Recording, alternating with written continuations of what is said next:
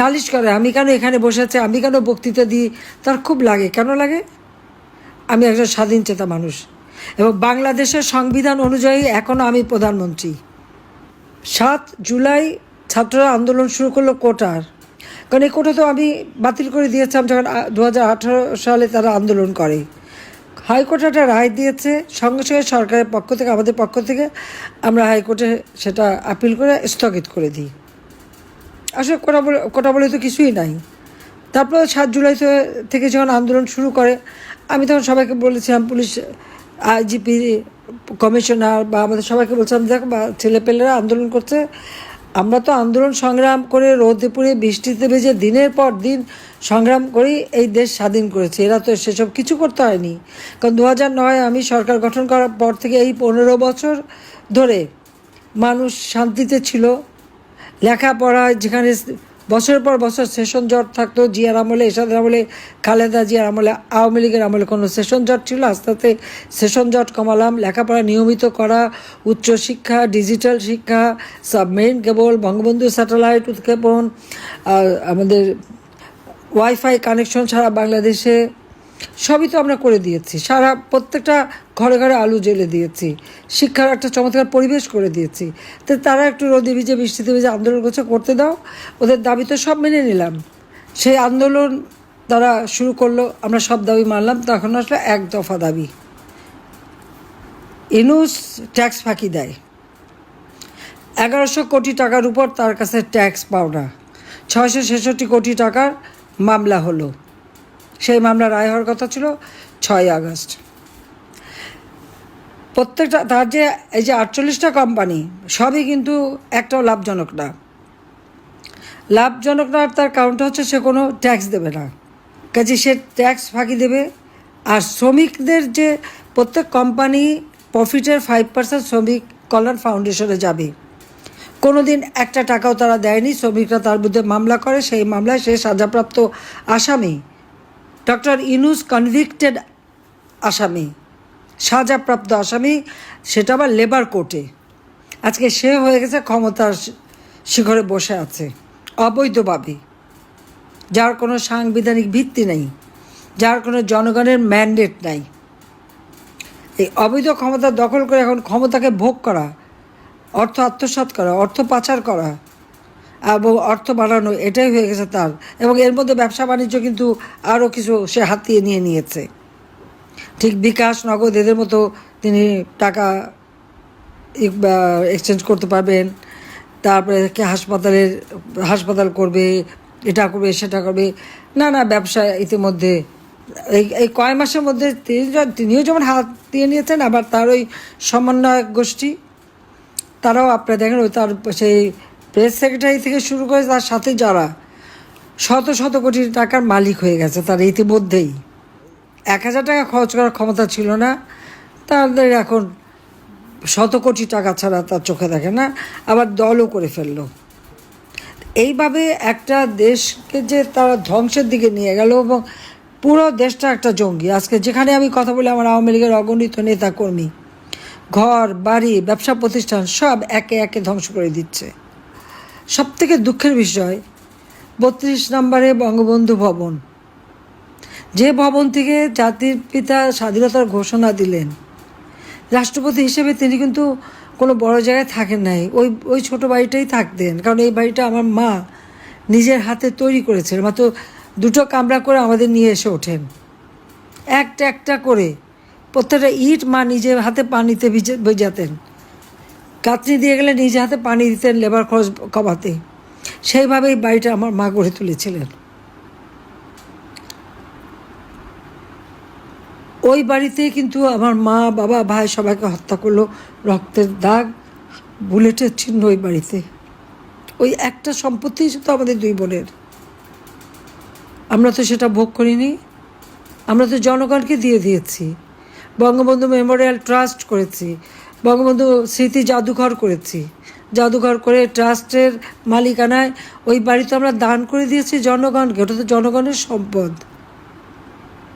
প্রথমে আগুন দেওয়া, তারপরে হাতুড়ি দিয়ে মারা এবং বুলডোজার দিয়ে সেই বাড়িটাকেও তারা ভেঙে দিল। সেই স্মৃতিটুকু আমাদের বেঁচে থাকার একটু স্মৃতি ছিল।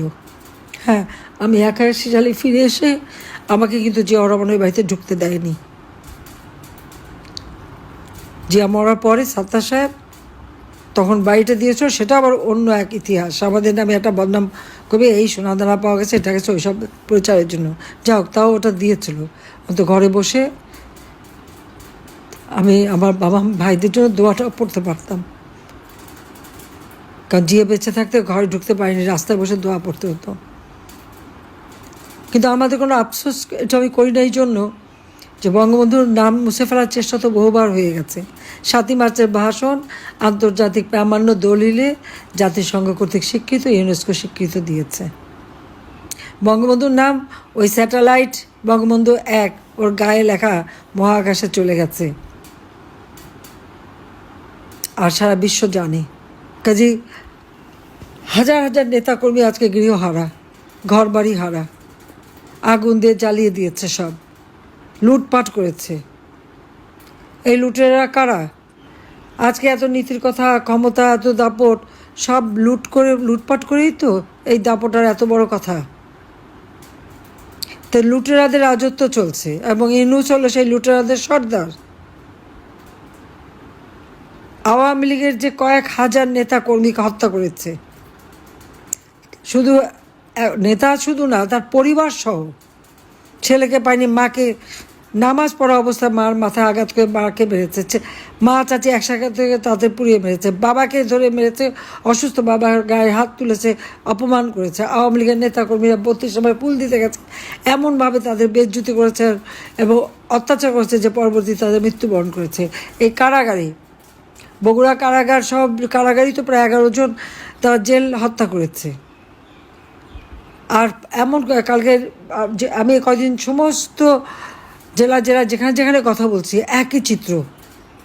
আওয়ামী লীগের নেতাকর্মীদের ঘর বাড়ি জ্বালানো প্রাণ, সকলের বিরুদ্ধে মামলা, আর হত্যা মামলার তো সীমাই নাই। ডক্টর ইউনূস আমার বিরুদ্ধে ২৮৮টা মামলা দিয়েছে, এবং গোটা আওয়ামী লীগের যত নেতাকর্মী, আমাদের ১৪ দলীয় নেতাকর্মী মিলিয়ে না হলেও ৬০ থেকে ৭০ হাজার মামলা সে দিয়েছে। এবং এজাহারভুক্ত আসামি, আর তার সাথে যদি আমরা অজ্ঞাতনামা ধরি, না হলে ৫ লাখ লোকের আসামি করেছে।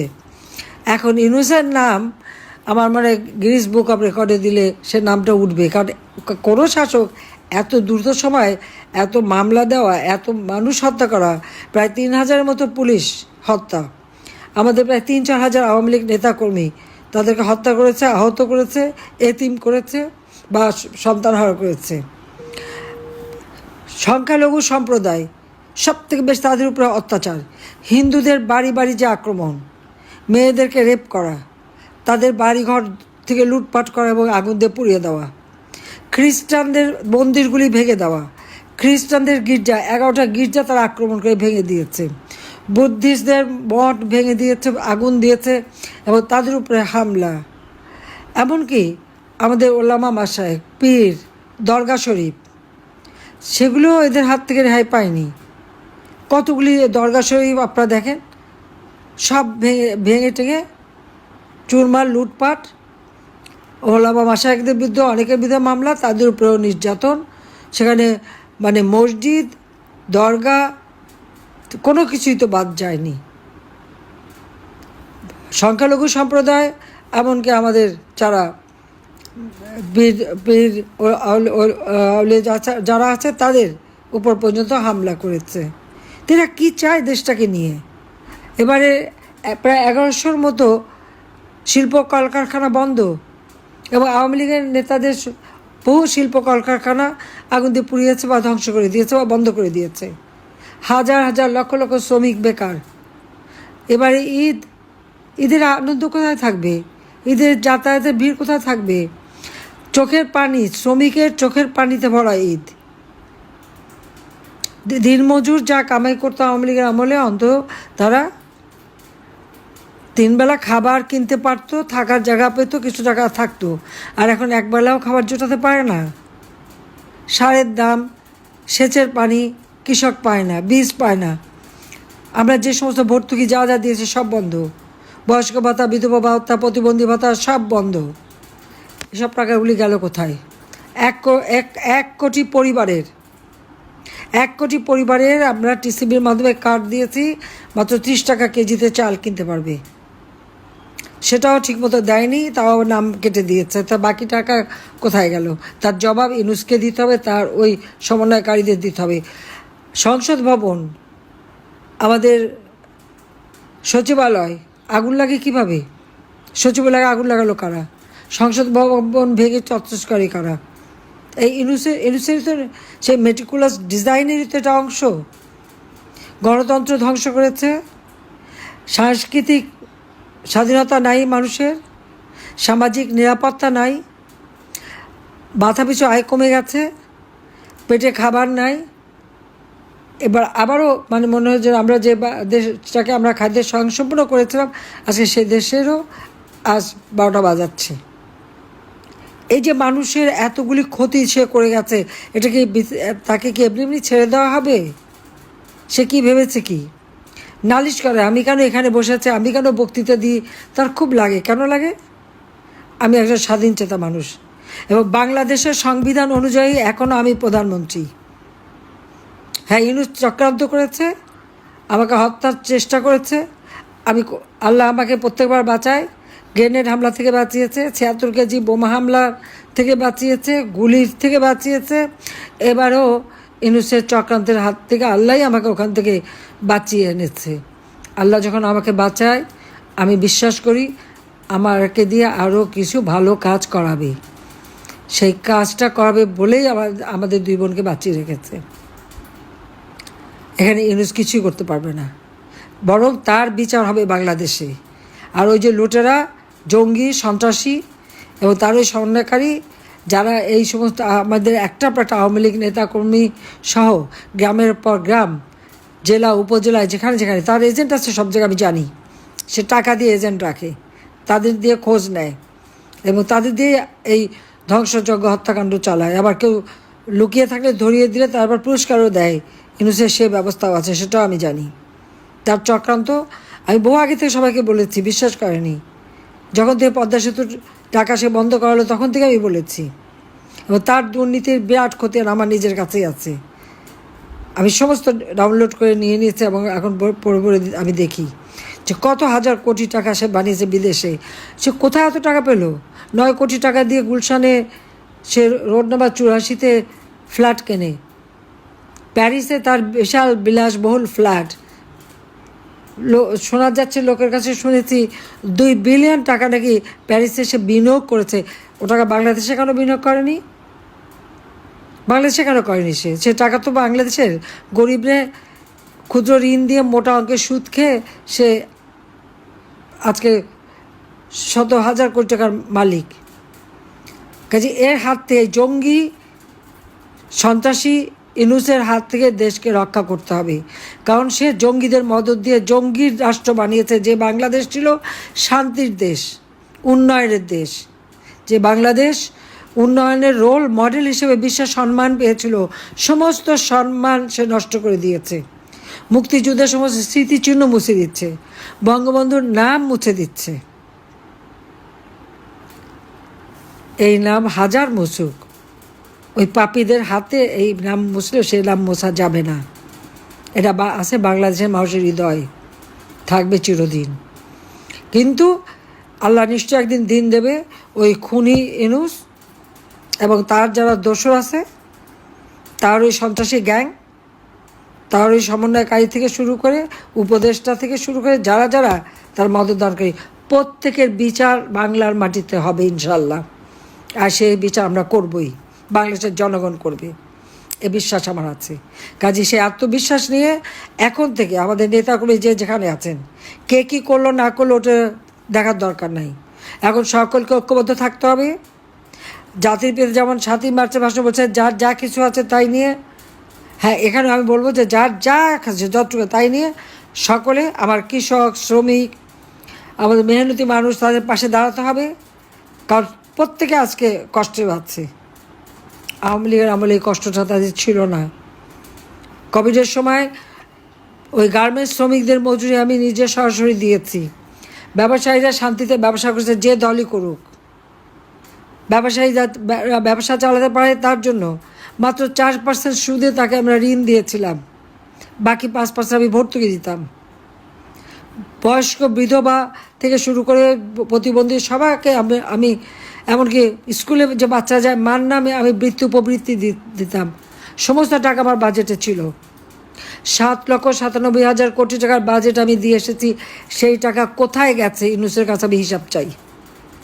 আবার দেখ, কেন মানুষ কেঁদে ফিরবে, কেন মানুষের ঘরে হাহাকার, কেন আমার শ্রমিকের কান্নায় ঈদের চোখের পানি পড়বে? তার জবাব তাকে দিতে হবে, তার জবাব ইউনূসকে দিতে হবে। কাজে আমি বলবো যে যার যেভাবে আছে, মানুষের জীবন নাবিশ্বাস উঠে গেছে, মানুষকে রক্ষা করতে হবে, এটা আমাদের দায়িত্ব। আমরা তো জীবনে কিছু চাইনি, আমরা 2 বোন, আমাদের সব তো বিলে দিয়েছিলাম। আমাদের বাচ্চারা নিজেরা তাদের মেধা দিয়ে পড়াশোনা করে বিশ্বের সেরা ইউনিভার্সিটি থেকে ডিগ্রি নিয়ে তারা কেউ চাকরি করে খাচ্ছে, কেউ কনসালটেন্সি করে, তাদের মতো তারা আছে। তাদের বিরুদ্ধে লেগে আছে, তাদের পিছনে লেগে আছে সে। কাজে এই অন্যায় যেটা আবার দেশের মানুষের সাথে সে করলো, আজকে আবার বৃদ্ধ বনিতা সবাই আজকে কষ্ট পাচ্ছে।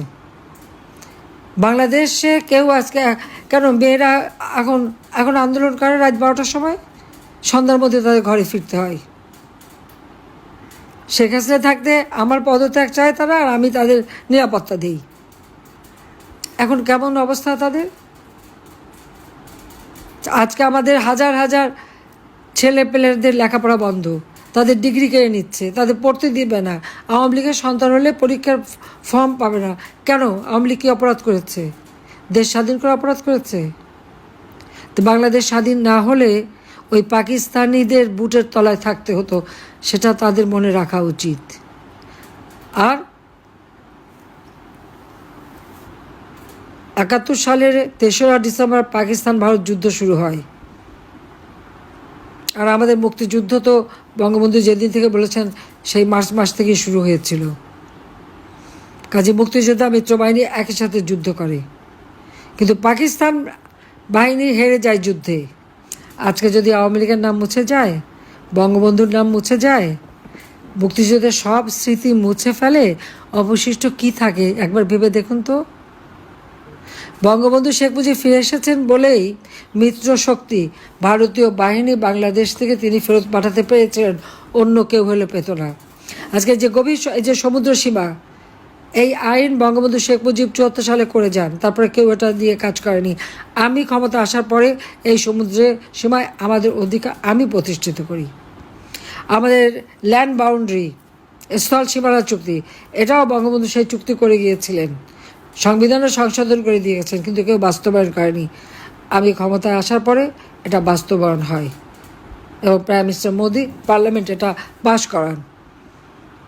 তো শান্তি চুক্তি, পার্বত্য চট্টগ্রাম শান্তি চুক্তি, গঙ্গা পানি চুক্তি, সবই তো আওয়ামী লীগের করা।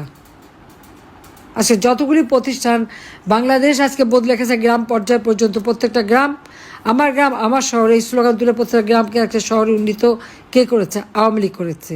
তা আওয়ামী লীগের অপরাধটা কী?